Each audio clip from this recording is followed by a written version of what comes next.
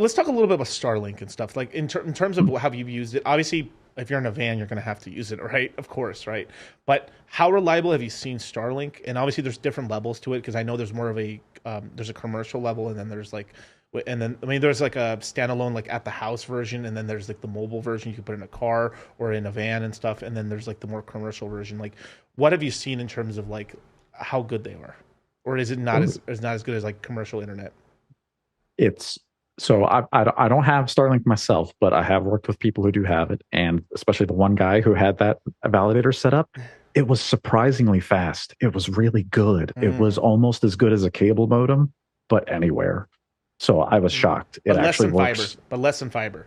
Yeah. Oh yeah. Definitely less than fiber, Okay. and kind of less than cable.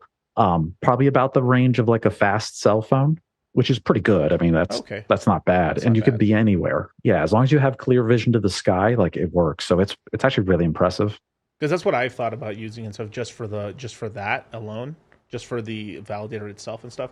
But then, yeah, I It's mean, not. it's not. There's one problem Yeah. with it. There's one problem, and that's it's called the ping, and it's like Okay. it's like the delay, because you have to send a beam from your house up to the satellite, and then it goes to the internet. It is a little like slower. There is like a Right. delay, right? It's got to do more hops, You're whereas saying the the fiber is like real fast. so you're saying the world's round?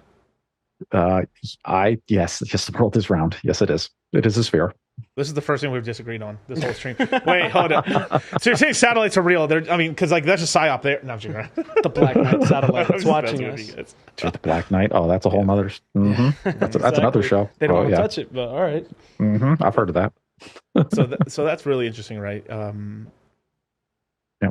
Got it. Yeah, yeah. I mean, and Franklin's right, right? It's like that's a really good for people validating in areas where they don't have internet and stuff. So of course, yeah. If you don't, yeah, this is why I would bring it up because I've had a lot of people ask me about Starlink, and stuff, and it is something that's useful to have. I think if especially around the road or just to have that extra. It's kind of like a mobile hotspot sort of a way because they have like it's really cool and stuff. And then it's the reason also one of the reasons why it's a good option, not for validating, just to have as an extra option to have internet when you're traveling around, is because I mean they're providing all the stuff for Ukraine right now, and obviously the Democrats won't take that down.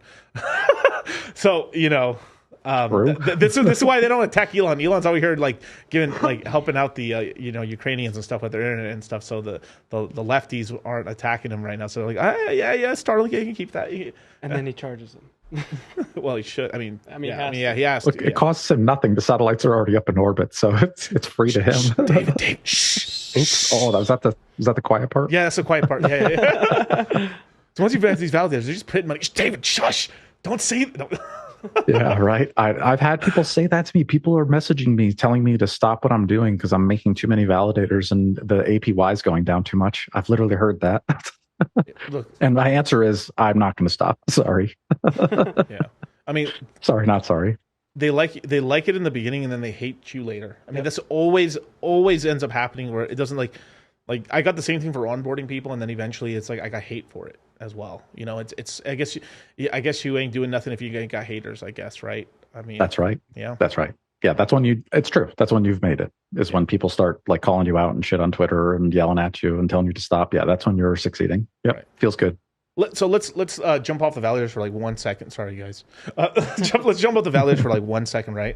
And let's talk about that a little bit, right? Which is basically that it's okay if you have your own, if this is what you believe in, that's how you invest. It's your money, right? And you are open to, like, Twitter's an open forum. You're allowed to say what you want to say, right? At the end of the day, right?